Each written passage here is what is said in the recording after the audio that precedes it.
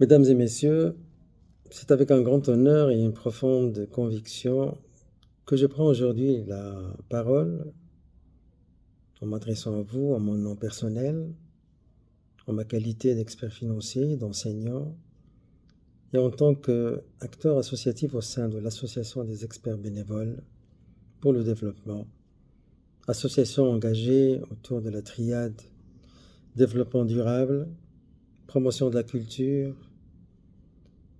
de l'entrepreneuriat, l'éducation, l'enfance et la jeunesse. Elle a aujourd'hui une dimension régionale avec une ambition panafricaine et est considérée comme un partenaire privilégié reconnu par un grand nombre d'institutions publiques et d'acteurs associatifs.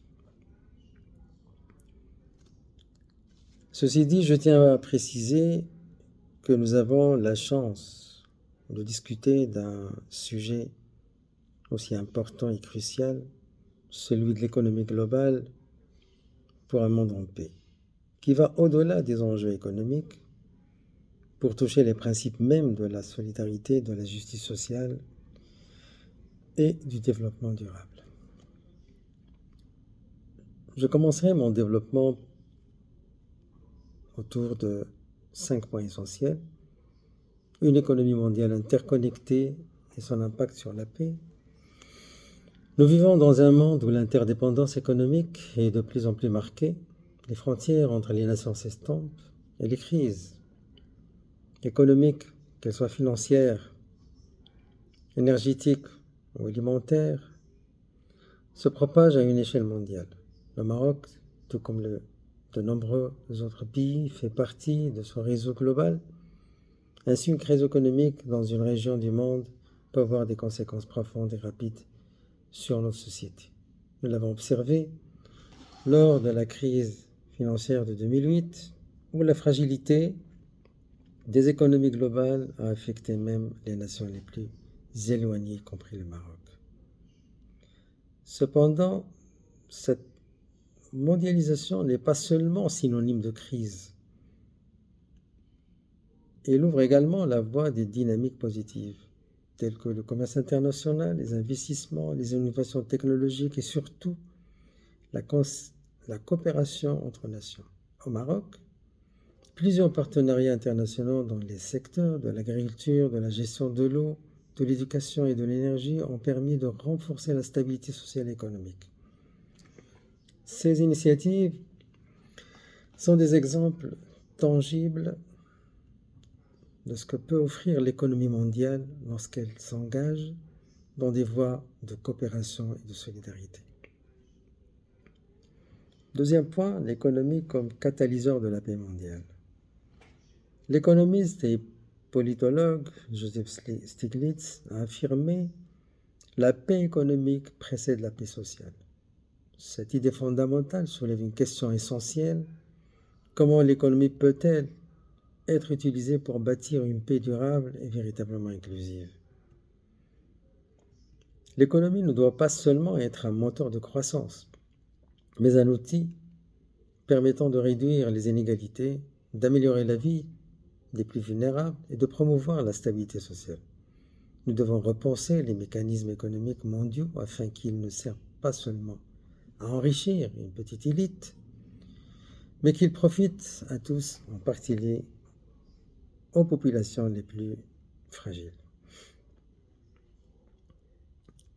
Pour n'en citer,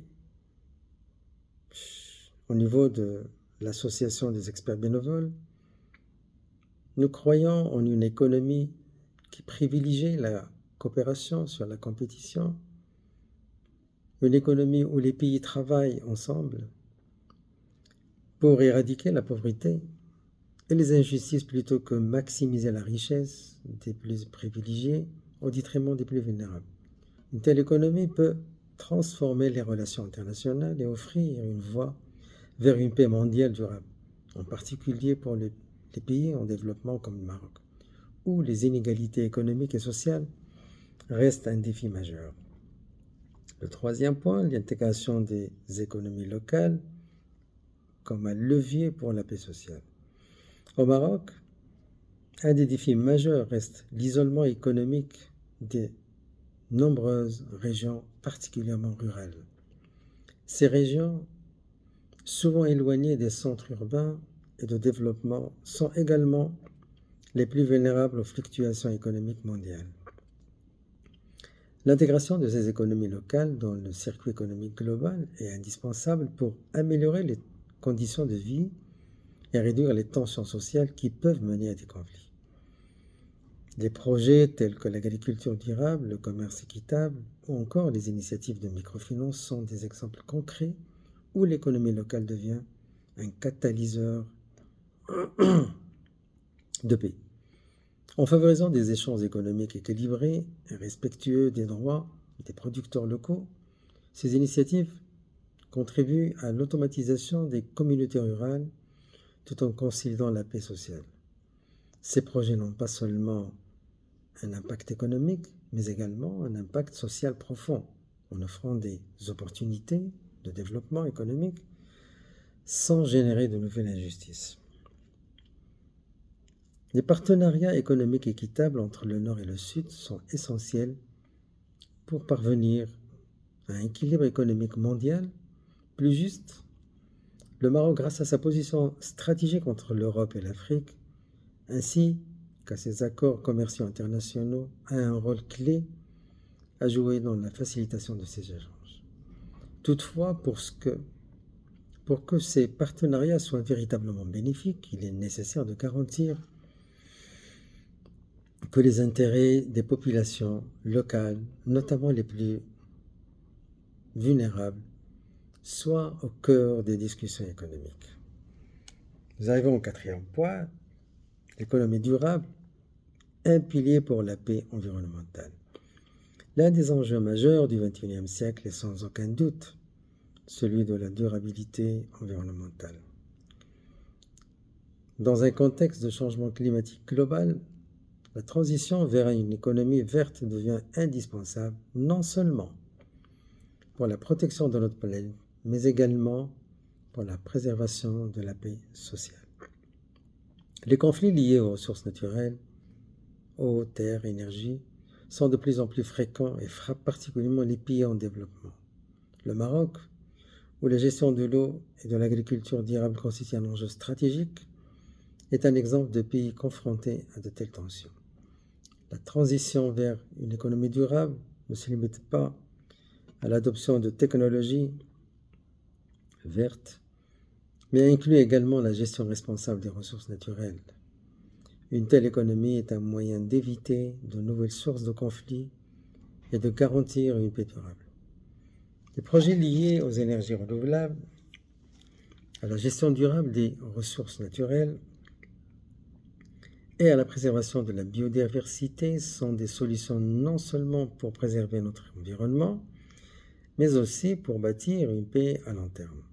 Cependant, ces solutions nécessitent une coopération internationale renforcée, des investissements dans l'innovation et une prise en compte systématique des besoins des populations vulnérables qui sont souvent les premières victimes des dégradations environnementales.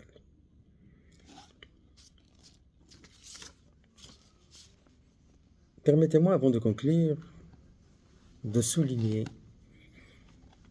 que la guerre et l'économie entretiennent depuis toujours une relation complexe dans la mesure où elles sont parfois une fin et parfois un moyen, l'une de l'autre. De sorte que la guerre a été utilisée d'un côté à des fins économiques et d'un autre côté à des fins guerrières. Au regard des incidents existants entre les concepts de guerre, de paix et d'économie, il est légitime de s'interroger sur la nature des liens qui les unit, sachant bien que l'économie et la guerre sont aussi des moyens et des instruments au service du politique. Ainsi, si le concept d'économie a été associé de tout temps à la guerre, il n'a pas été assez confronté à celui de la paix. L'économie est à la fois un moyen, mais aussi un motif de conflit. Il arrive que guerre et économie aient la même fonction et l'on peut même envisager la substitution de l'un par l'autre.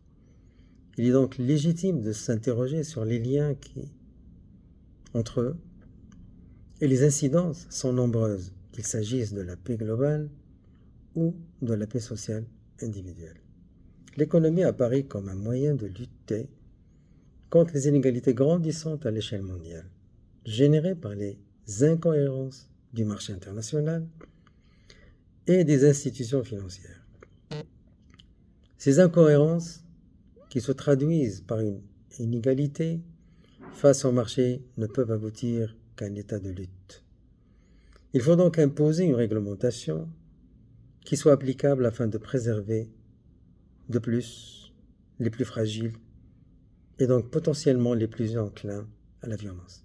La même chose doit être faite à l'échelle des individus. L'échange qui, à la base, doit être une source d'échange et de dialogue, est détourné de sa finalité première, la socialisation, au profit d'une logique d'appropriation, d'accaparement.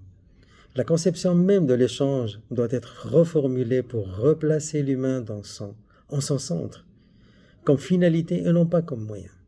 Autant d'efforts qui peuvent être entrepris par des individus, tout comme par des nations.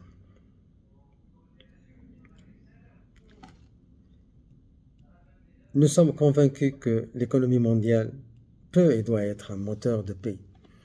Mais pour cela, elle doit être fondée sur des principes de justice sociale, de solidarité et de développement équitable.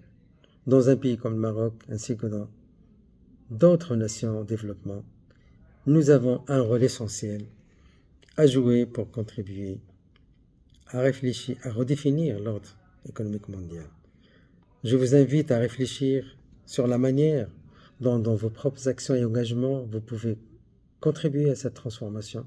Chaque initiative, chaque partenariat, chaque décision économique peut être un pas de plus vers un monde plus pacifique, juste et solidaire. Je vous remercie chaleureusement pour votre attention et pour votre engagement en faveur d'un avenir meilleur.